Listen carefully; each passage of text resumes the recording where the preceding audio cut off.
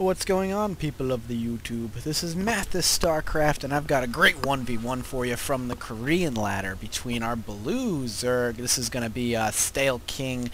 It's King Kong. I'm going to call him King Kong. I don't know who he is. I did check Google for him, and I didn't see anything. SC2 ranks, nothing kind of came up, so I couldn't find him. I'm bad, I know. But the other person who is playing is none other than our red Protoss, oGsMC. If you don't know who oGsMC is, well, I will be so very happy to inform you. oGsMC is easily one of the best, if not the best, Protoss player in the StarCraft 2 scene at this minute. He has won twice off in Europe, 2 tournaments this year alone. Dreamhack 2011 and the Copenhagen Games 2011. Winning both of those. If you haven't seen him in the MLG, go check out MLG. He was recently at NASL. I did miss, sadly, I wanted to see it, but I did miss the oGsMC versus Boxer game that just happened at NASL, and don't ruin anything. I want to go see that game when the replay comes out because he missed it, and that makes me so angry. So we'll be seeing some ordinary opening coming out from him, just dropping a gateway here at the wall, and since he is going up against a Zerg, expect some sort of wall off, while we do have an extractor going down, so gas before pool, or gas pool hatchery, looks like gas pool, from Zerg here, from King Kong, and this is actually very, very smart, especially since he's going against a Protoss, because anytime you go against a Protoss, they are easily going to come up here, peek in here, and then they're going to go try and delay your expansion either by pylon blocking or just dancing around it for as long as they can. So you'll see, I would not be surprised to see oGsMC do that. Poking up, saw that the extractor pool is down, and now he is going to coming down here, and yes, there he is, going to be bouncing back and forth and patrolling, just to stop that hatchery from going down. You wanted to, as a Protoss going against a Zerg, you want to stop that and delay that as long as possible. And doing that sets him back from doing anything else and forces him to do a particular type of build where he grabs Zerglings first and doesn't allow his macro game to go up. So we'll see what oGsMC uses this at for and what part, what kind of advantage he tries to take. You just see 4 Zerglings coming out, dropping his minerals on the Zerglings, the Queen, and Speedling upgrade, so quickly grabbing that, and now his Overlord is going to peek in here and see that this is going on, going to know where he is, going to drop his Overlord in a position where he can pop in and out when he wants, where he can. And now we have a Zealot popping out to block off that wall, and Warp Gate technology being dropped as well. So nothing out of the ordinary for oGsMC as far as opening builds go. And I'm going to take this time to let you guys know that you should subscribe.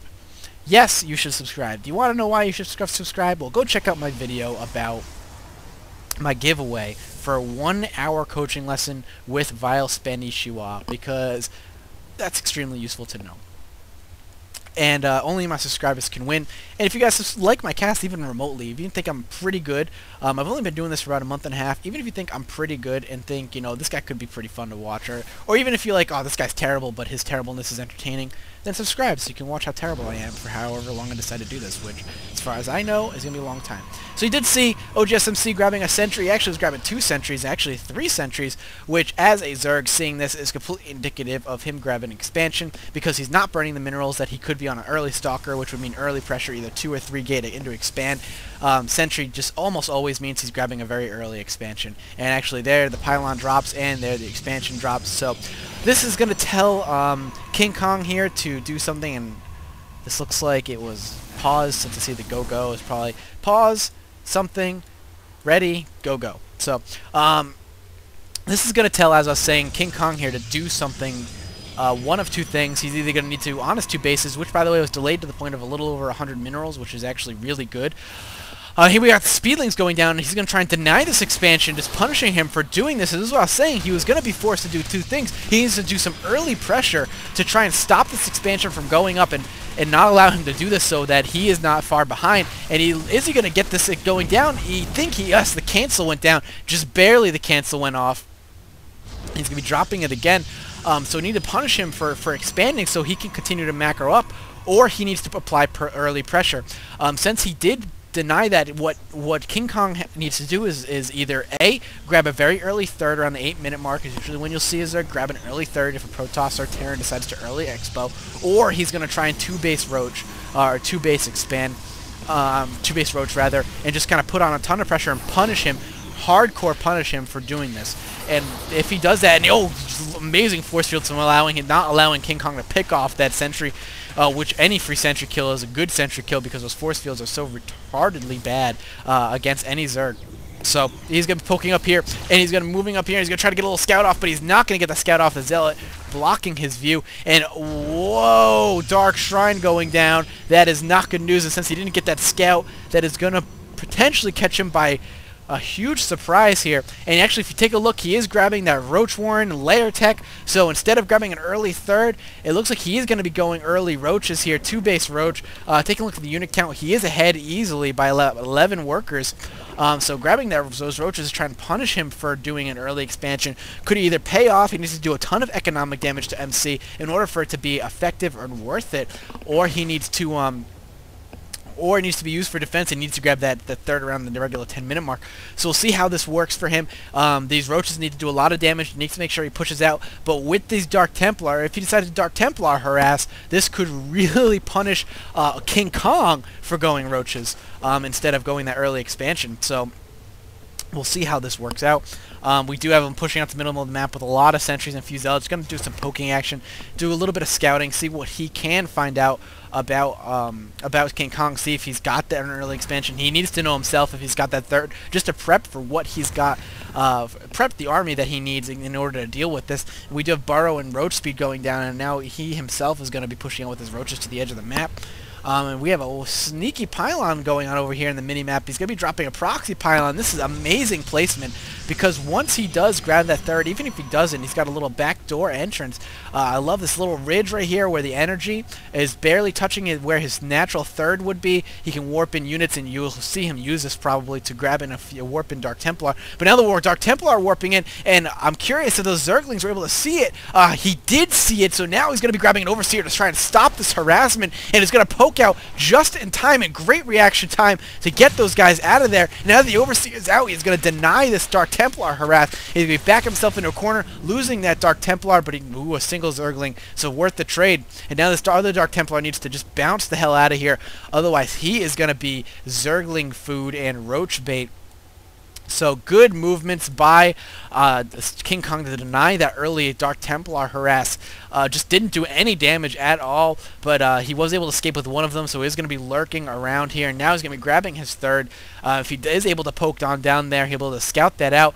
But the Overseer is going to cause a problem. And actually, we do have a Spine Crawler here at the natural, and he is going to see that.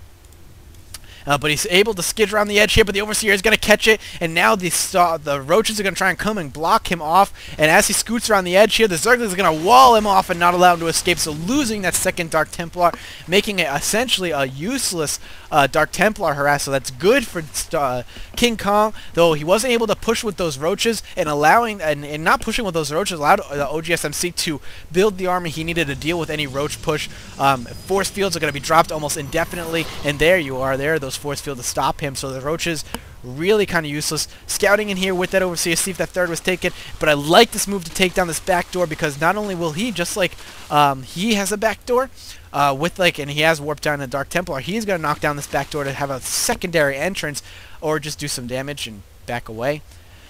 So maybe not doing exactly what I thought I was going to do. Now he's going to push in here, but there the force field's denying him again, so back to the old grind and take down these rocks here to open up that back door again. And again, he has the army to deal with it since he wasn't able to do any pushes. Those Dark Templar did kind of make him feel like he needed to stick with it. And now we got more Dark Templar scooching on in, but losing that Dark Templar again. We have another one still here. So, as I was trying to say, every time I feel like something crazy is going on, he is going to be grabbing his third now, but he did have the roaches to push out and do some sort of damage, or as he was hoping to do, but the Dark Templar surprise forced him to feel contained and keep his roaches back in order to deal with that threat.